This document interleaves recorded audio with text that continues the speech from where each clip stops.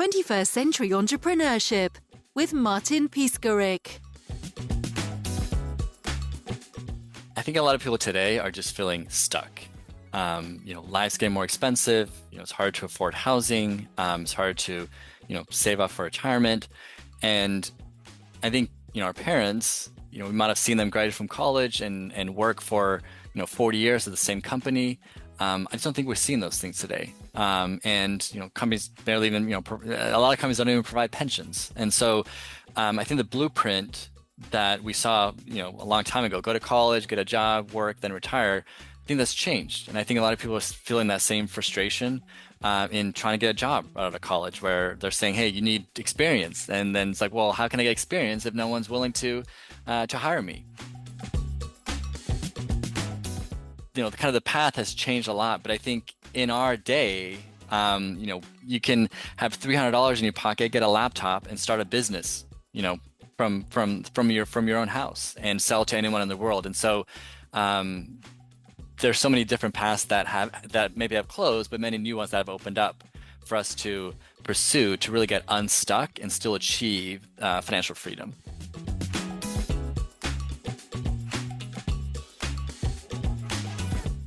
My name is Bo Jacob. I recently published a book called Unstuck Economics: How Ordinary People Turn Smart Hustles into Real Wealth. And I'm a CPA as background, an investor, an entrepreneur. And in the book, I teach the same, I'd say, moves or wealth strategies that I pursued in my own life to achieve financial freedom.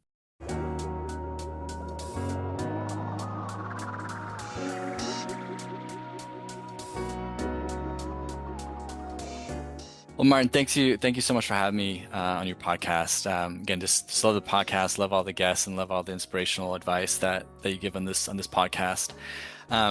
So as I was writing this book, Unstuck Economics, a lot of this most of it is just based on personal experience. And in the past, I've read books about starting a business or, pursue side hustles, maybe even some that are, hey, get rich in, 30 days. And what I found was I felt a lot of frustration when I was reading these books, because usually it would be like, hey, just start a business that you can automate. Start a business on Monday. You can automate it by Tuesday, and then Wednesday you can be laying on a beach while money's just rolling in. So they made it sound very simplistic. And I think, and then other books was more maybe psychology based, where as long as you believe in yourself, set a goal, it'll definitely happen, without really giving you the tools to do so. Obviously, believing in yourself and thinking you can accomplish whatever you put your mind to is obviously very important, but just saying that in the book without really giving me the tools, and just still trying to guarantee that I'm going to be a millionaire if I just, picture board it, or if I can just dream it, that it'll happen. And so I feel like there's just a lot of wanting after reading, some of these books, just for more information. And so in my book, Unstuck Economics, I don't sugarcoat the fact that, hey, starting a business or doing, a side hustle, or really, creating assets that's going to, generate income for you, it's not easy. And it is going to take a lot of work. But what I try to do in the book is really set the foundation of just a couple of philosophies that really paid off for me. Kind of before you kind of dive into the specific kind of hustles, again, that can generate that income for you to give you financial freedom.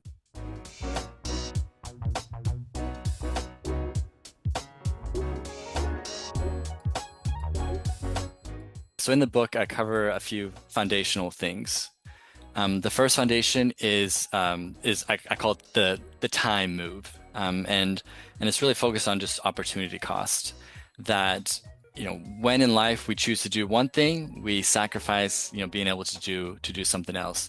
And I think in this digital age that we live in, there's so many distractions that we have. I think smartphones is one of them, whether we're scrolling through social media, and social media is designed to do exactly that, to steal your time.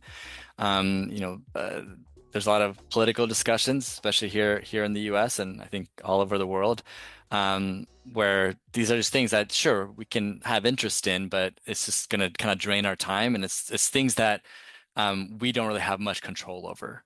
And so not that I, want people to kind of obsess, over their time in terms of dollars, but if you do think of it as like, hey, if I make X number of dollars per day or X number of dollars per hour, if I spend an hour on social media, I'm essentially paying, Instagram, $20 or $30 of my time to be scrolling with them. And so if we just start thinking about, okay, if I'm spending 2 hours here or losing an hour here or doing committing to something else, that does come with a dollar value. And I think if we're looking to kind of pursue hustles, trying to create owned income that's going to, generate income for us, we have to shave those get trim down those things in our life where we're kind of losing time. One thing I share about in the book is that I try even to combine tasks as often as I can. Sometimes for example, sometimes we're sucked into meetings, especially if you're working from a laptop, you might get put in a 30-minute or an hour meeting where maybe you're not contributing that much. So, those moments just drive me crazy because I can't sit there for an hour, especially if I don't especially if I'm not expected to contribute very much to the meeting.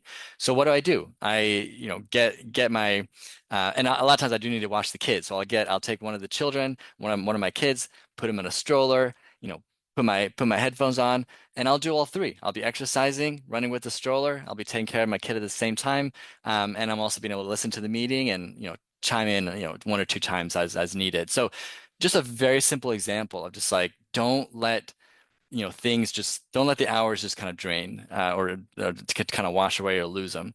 I do think that people that are serious about entrepreneurship, they are guarding their time very closely and they're taking all their extra time and they're putting it into their hustles, they're putting it into their business. And so if you're thinking like, I'd love to pursue something, but I just don't have the time, again, just find 1 hour in a day.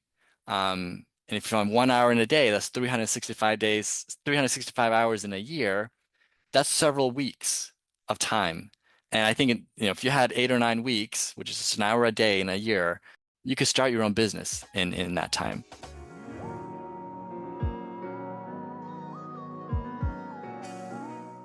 And the second foundational concept that I cover in the book is the concept of capital, or money, essentially.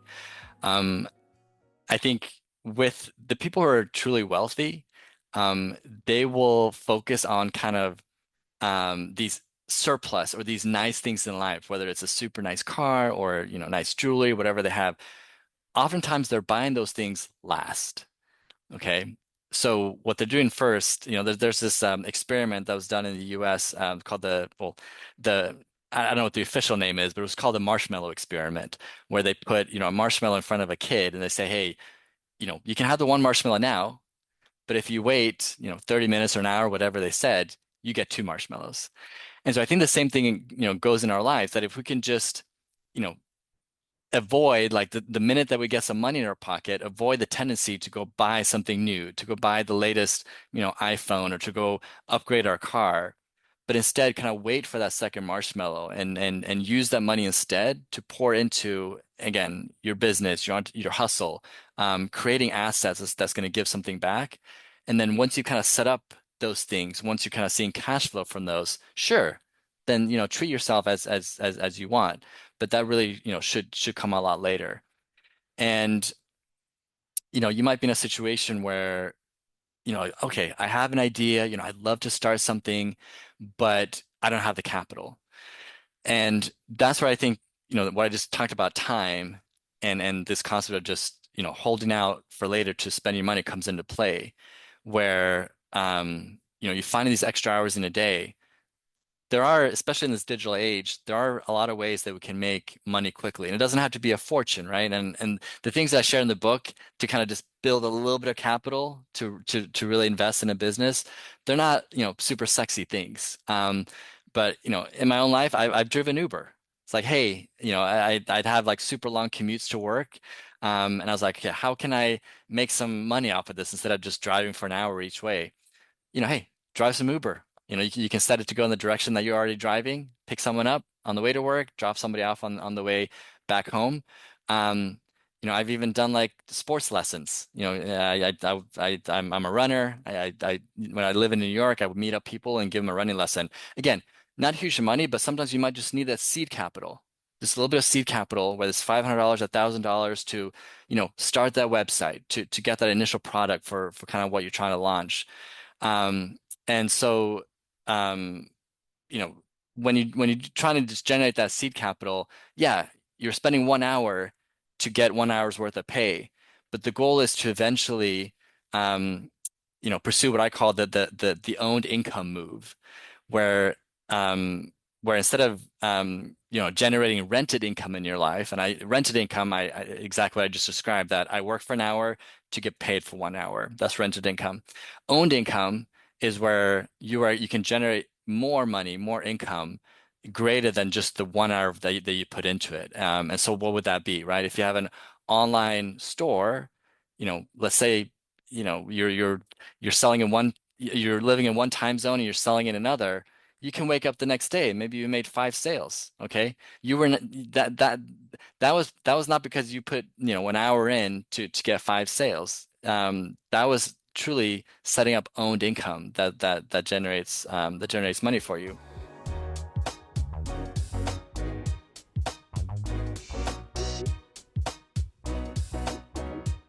Once you have that seed capital, you start thinking about how can I deploy this to an owned income asset. And there's a couple of great examples, not just in my own life, but what I've seen others do. One really great story that comes to mind is I had a cleaner who did a great job in my house, who was passionate about cleaning, not as passionate as I was. But eventually, like, word of mouth spreads. She starts getting more business, and there comes a point where she no longer has the bandwidth to just generate rented income, where she is cleaning for an hour to get paid for an hour, where like her business is just expanding too much. And so what does she do? She hires additional people, and that's kind of where it switches, right? Where now she can send people to clean. She keeps a portion of what those cleaners get paid for each hour, and she's now generating owned income where she doesn't have to work every single hour to get paid for every single hour. Another great example is that a friend who pursued wallpapering. I don't know how to wallpaper a house. I don't think it's terribly difficult, and I don't think it takes a lot of capital. But my friend learned how to wallpaper and just had a good eye for design. So in the beginning, of course, she's going to house and doing it herself. But as business picks up, as again, reputation grows, she can't do it all herself. Okay. And so then again, we see the flipped owned income where she's able to hire someone else and she's able to take a cut off of each hour that person works. And so I think once we start thinking about that way of like, okay, I'm putting in an hour worth of work to get paid for an hour, but how can I automate it, or how can I deploy someone else to do the work while I keep a portion of that? And I think once you start having that mindset, you start seeing these opportunities everywhere. I see, just the other day, I had to get something notarized, and it wasn't the owner that came out and met me. It was someone else that they had employed. And so I'm always thinking like, okay, this person owns a business. They're deploying someone else to go do the work, and they're probably keeping most of the profits. And as business owners, they're creating that owned income. What I cover in the book are moves that are designed to create owned income that I've deployed in my own life and that have greatly contributed to my financial freedom. One move I cover is the real estate move. I won't say that I put all of my money into real estate. I think it's important in life that we have just a good balance, whether that's pouring money into your business, whether it's pouring money into the stock market, or whether it's pouring money into real estate. But I think over the past 30, 40 years, yeah, we've seen downswings and we've seen upturns in the real estate market, but consistently, we do see kind of an upward trajectory of, let's say, a 2 or 3% increase in value in real estate per year. And so if you're renting, you're not only seeing that increase in your home, but you're also, as you're renting out your real estate, it is paying off the principal on your home. And so not only getting that benefit of it being paid off by your tenant, but you're also getting the benefit of just gradual increase in value over time. And so I know in today's world, with interest rates high and real estate going up, it is hard. It's getting harder and harder to get into real estate, and you might kind of think like, should I wait or should I, not do it at all? I do think in general, the earlier that you can start with real estate, the better. And if your first home is even one that you kind of live in and you can only put 3% down or 4%, 5%, that's fine.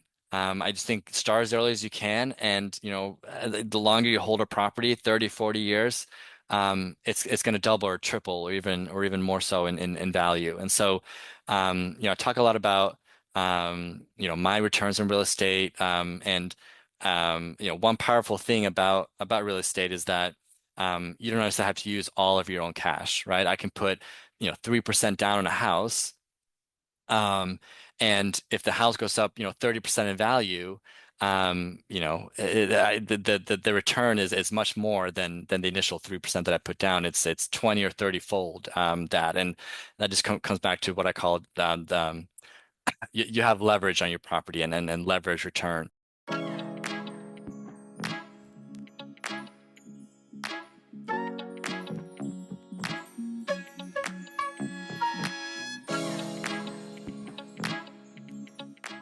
I really want to stress this concept of just creating assets in your life, and that it's not impossible to kind of build up that seed capital, and then start down the road of, we talked about real estate investments.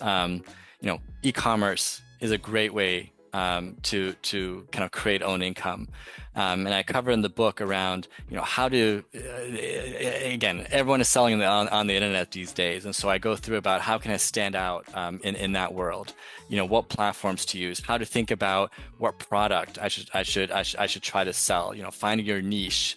And then, getting into, how can I, if I'm creating a product from scratch, I'm not just buying it from someone and reselling it, but I'm creating a product from scratch, where do I start? How can I get in touch with someone to create that for me? And then eventually how to market that product successfully.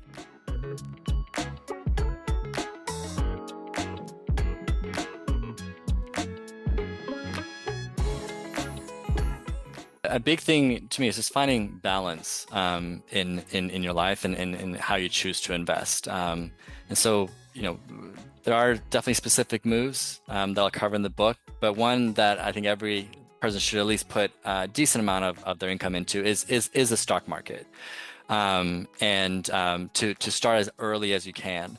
In my own life, and I share this in the book, when my wife started working, she was making around $45,000 per year, and the most you can put away into a 401k or retirement fund through your employer was about 20K at the time. And so, going back to just starting as early as you can, we said, hey, let's max it out. And so we put away $20,000, or almost half of her income, to just go into retirement. And why that concept is so powerful, if you think that, hey, if I'm trying to put away, let's say $200,000 into retirement, if I do that over the first 10 years, let's say that you start working, so I put 20,000 per year away, which is not easy, you definitely have to adjust. I put 20,000 per year away over 10 years, and then I just let it sit for the next 30. So let's say I start when I'm 25, I invest for 10 years, and then I retire when I'm 65. Those $20,000 that you put away for those 10 years is going to be worth, if you invest in a stock market, let's say 8% return, it's going to be worth about 2.9 million at the end of those 40 years. On the other hand, let's say you're just like, I'm just going to save as little as I can, not really put that much away. And you say, hey, instead of putting away $20,000 for the first 10 years, I'm just going to put away 5,000 over 40 years. Again, same total amount that you're putting away. But if you go the second approach, just putting away $5,000 for 40 years, instead of being worth 2.9 million with an 8% return, which is again pretty typical for the stock market, instead of being worth 2.9, it's only worth 1.3 million. And so again, just goes to the power of just like starting as early as you can, of putting money away into your hustles, and just delay that gratification to go buy things that aren't gonna generate income for you.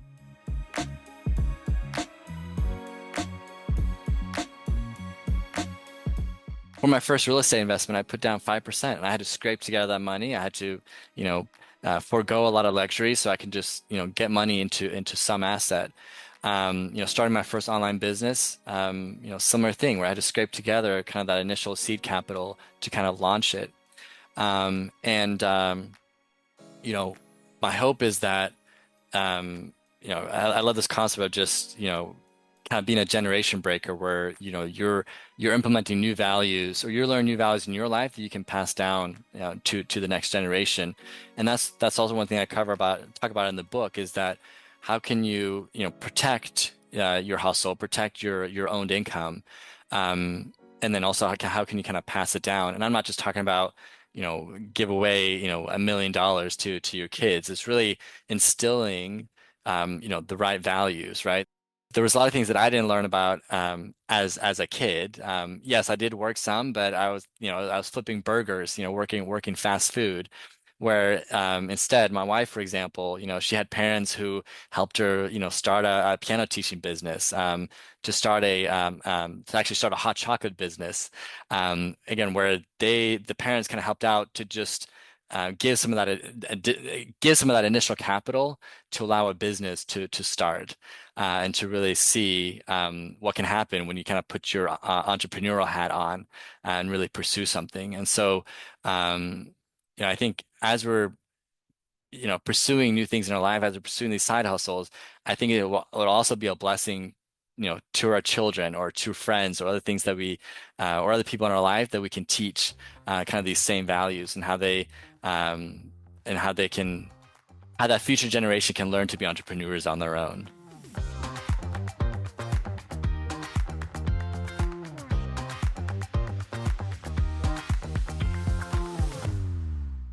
So in this kind of topic of just teaching future generations, my brother actually did something great with his son. He wanted to get him interested in finances and just, kind of how money grows.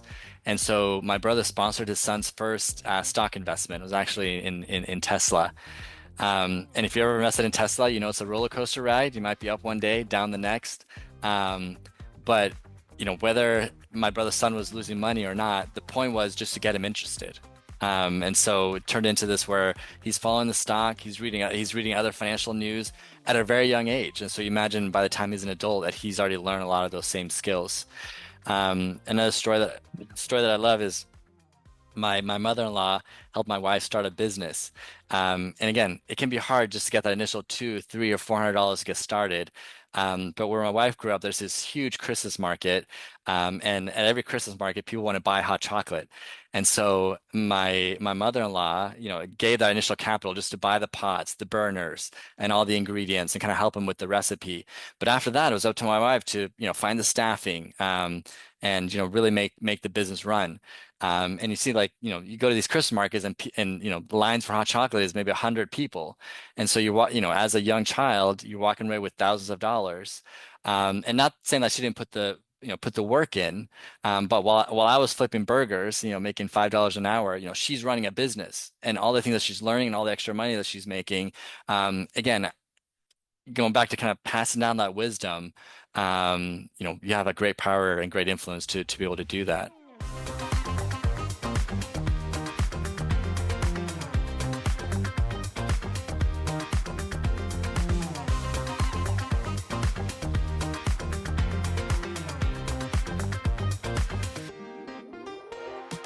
What I want people to walk away with as they're kind of reading Unstuck Economics.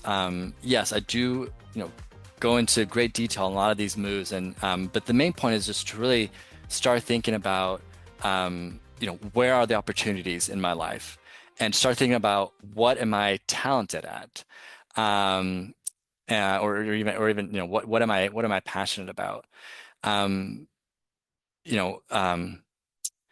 We might see people in our lives like Steve Jobs or Elon Musk and like, wow, they're geniuses. I can't do that. But it's not always like trying to be the smartest person in the room. It's really finding, your skill set and what you're good at and really pursuing that. And I think, even if you're not always the smartest person in the room, finding what you're personally good at, there's an opportunity there. And that's what I want people to be able to pursue. And then I also want them to walk away with just, again, once you start thinking about creating owned income, that's when you start seeing opportunities everywhere. Like, oh, this person clearly doing this business. This person clearly hired so and so, and they're keeping the profits. And I think once you start having that mindset of just looking around and seeing opportunities, um, you'll see them everywhere. And then again, couple it with where's my skill set? What am I passionate about? That'll start zero in on, okay, what's going to be my next hustle? Where's going to be the business that I can start? What is the product that I can start selling? And then how can I, apply some smaller moves to just generate that seed capital to just get started?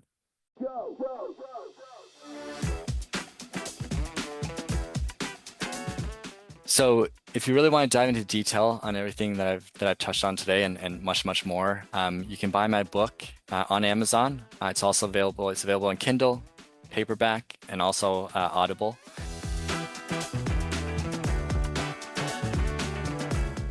It's Unstuck Economics: How Ordinary People Turn Smart Hustles into Real Wealth.